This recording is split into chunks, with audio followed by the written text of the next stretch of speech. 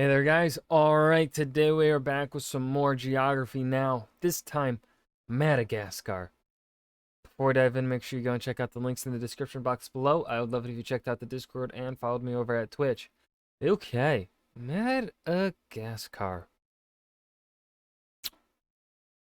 Don't really... It's an island. Big island. Pretty big island. Southeast of the African continent. Just off coast there.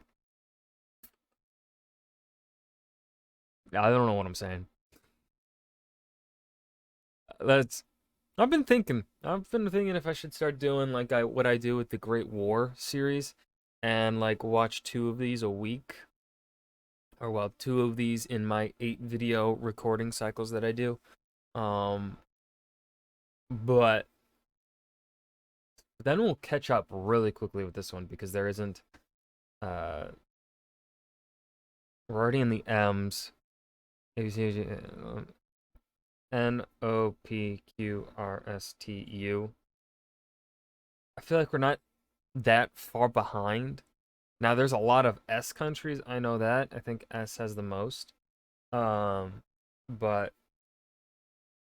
don't know. Let's dive in. Hey everybody, so you know what today? Oh, that's for Fucking hell, he's quiet again. the terrible puns from last episode. And that is for Bob Saget! Bob Saget! Bob Saget! Oh. Anyway.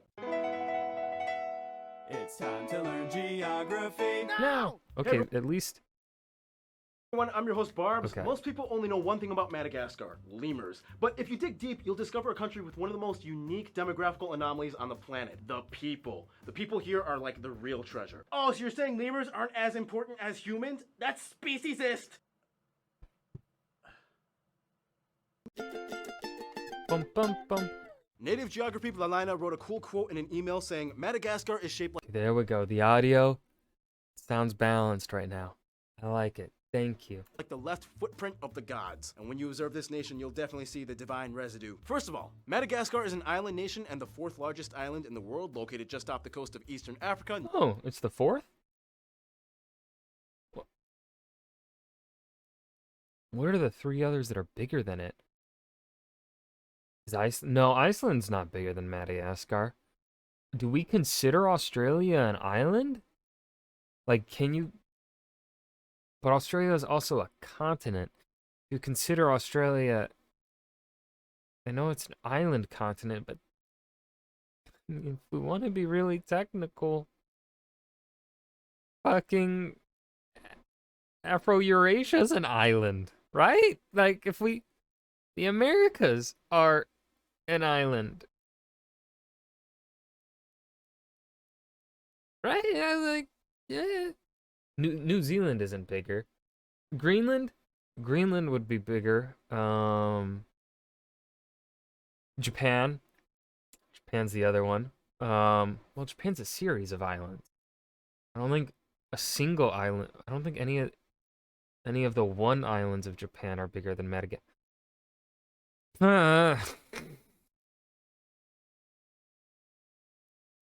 What other? I can only think of Greenland and Iceland of being... In Iceland, I'm not sure if it's bigger than Madagascar. Near Mozambique. Whatever. The country is divided into 22 regions with the capital Antananarivo, sometimes called Tana for short, located in the Anlamaga region near the center of the country. After the capital, the largest cities are Toamasina in the east coast and Antirabe in the center. Although the country has about 70 domestic airports and airstrips, mostly for transporting supplies to the outskirt villages, the largest and only international airport is Ivato International in Antananarivo. Transport in Madagascar is quite good as the 6, 4, and 7 highways connect the country north to south. Unfortunately, only about 10% of their roadways are paved, and many are affected by rain and cyclones. It can take about 6 hours just to drive 60 miles simply because of the road work. Otherwise, with a coastline of over 3,000 miles, they are loaded with harbors and ports for shipping. The largest one, of course, being Toamasina, where most of the imports come in from the east. It also transports about 75% of their imports and exports. Wasn't there also like that Libertalia thing where the pirates came in to hide out and made like this weird utopian society in the 1600s? That's why I hired you as my research assistant. Say hi to Kai. He's the new research guy. The country is There's only two main railways, one mostly for cargo between Toamasina and Antananarivo, and the southern route, the Fianarantsoa-Mankara line, which carries passengers between the two towns that are not accessible by road. Sorry if this stuff seems kind of really boring and technical. It's just I like showing the inner workings of a country's infrastructure and how it operates. It's like opening up a pocket watch and explaining how all the gears and buttons make the whole thing function. Pocket watch? What are you, 90 years old? When I look at you Gen Z kids, sometimes I question if I actually am. The country has dozens of smaller islands. Is Ken Gen Z? Is Ken my age?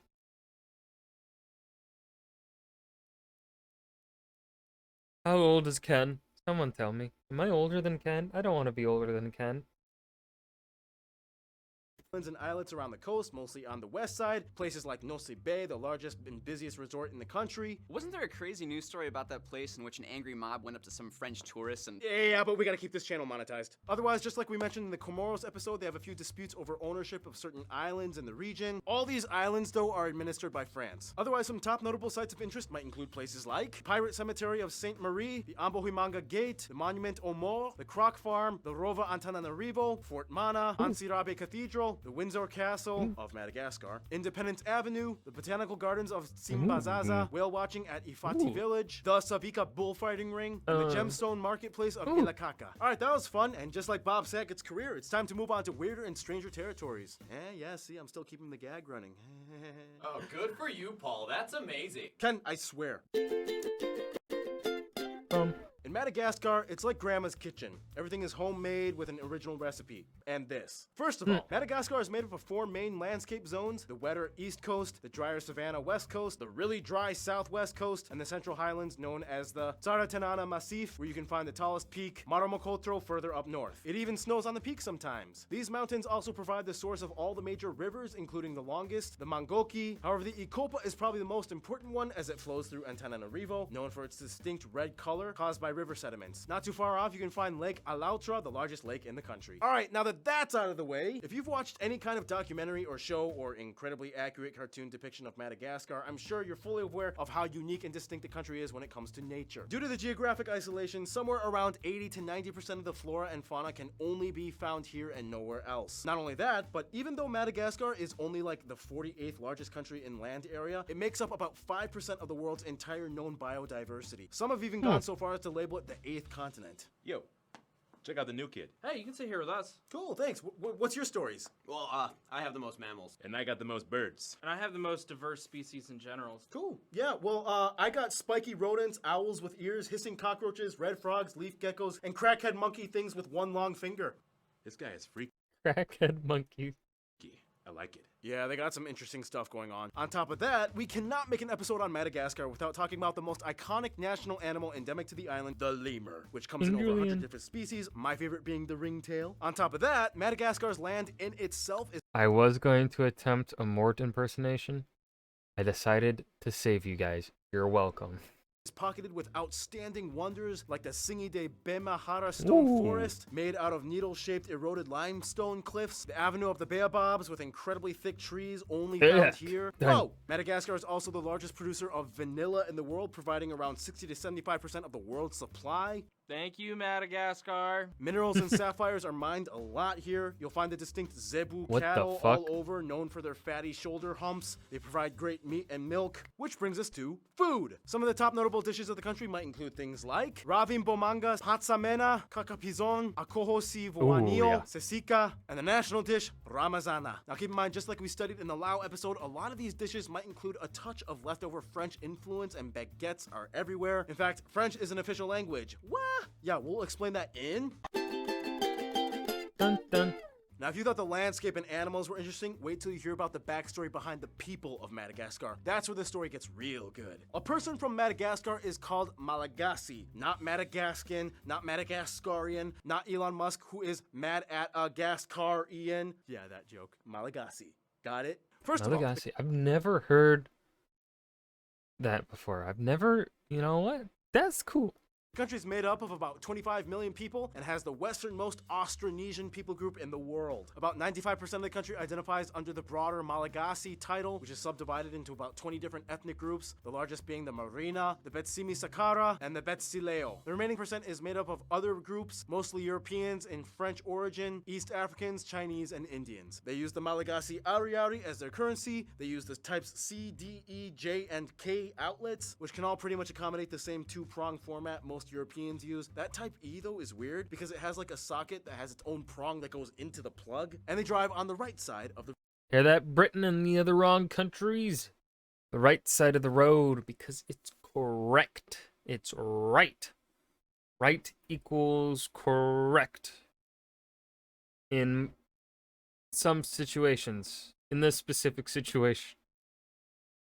road. Now, what exactly is a Malagasy? But if you're trying to turn left, obviously you don't want to turn right. Well, unless you're gonna turn right 3 times, you're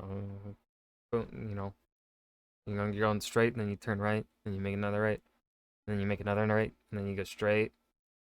Technically turned left. Well, then actually you'll turn right again, so then you get to the road that you originally were wanting to get on. And then you have to turn left then. Anyways. Person. You would think, well, they're in Africa, so they're just Africans, right? Black. Done. But hold on, there's a little more to that. There's a twist, and it has to do with Austronesians. Yo, Ken.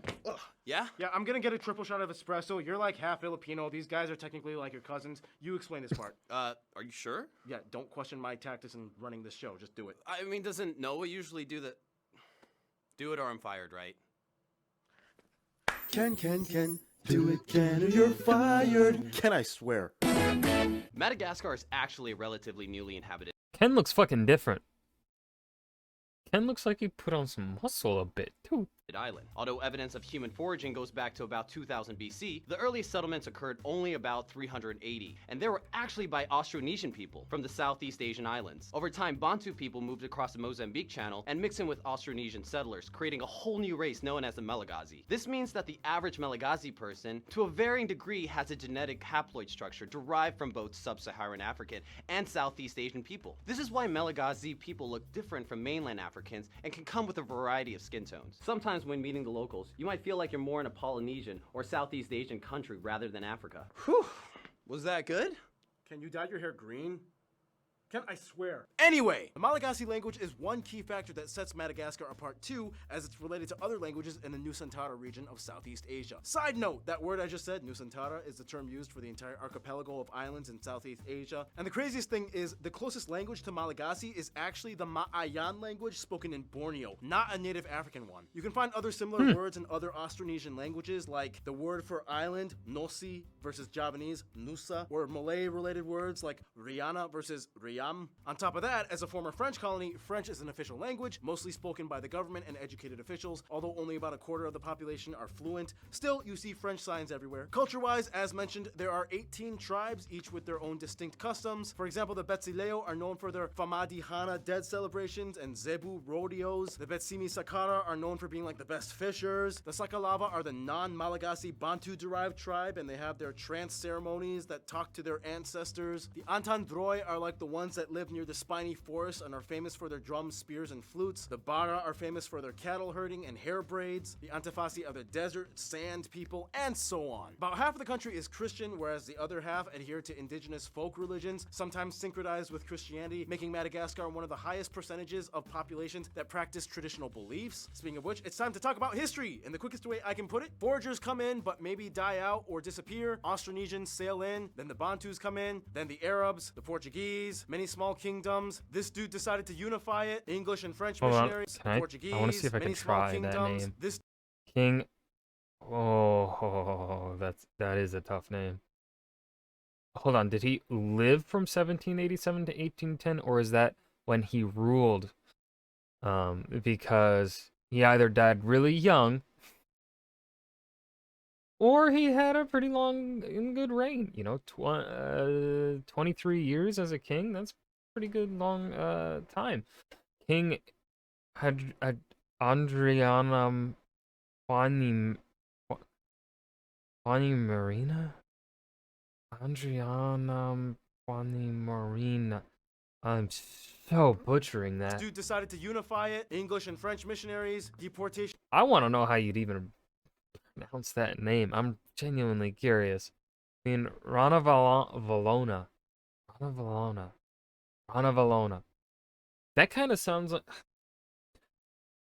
the Valona part kind of sounds like it has leftovers from uh Portuguese uh influence in there, but that just could be me looking too into it.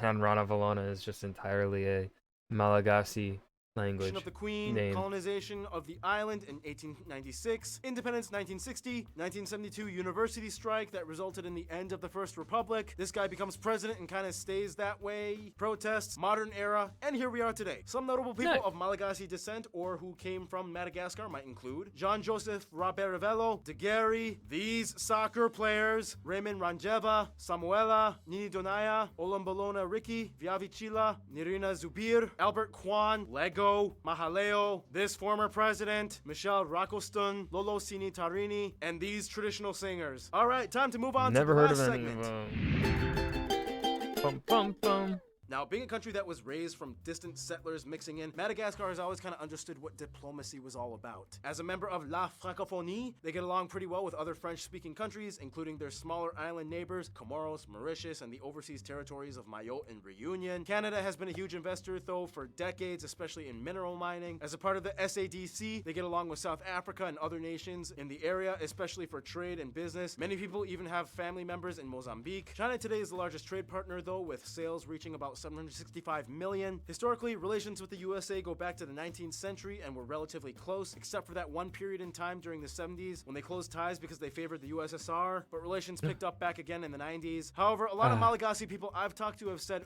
France would probably be their best friend. Yes, there were the colonial years, but their history and interaction is so closely intertwined with a relationship that is better than ever today. France is the second largest trade and business provider. They're the largest export receiver, as well as foreign aid donator. They provide the largest number of European tourists, and overall, the two countries are very strongly linked. In conclusion, there is no place like Madagascar with things in it found nowhere else. With a unique people and makeup, it's no wonder why they call themselves the 8th continent. Stay tuned, Malawi is coming up next.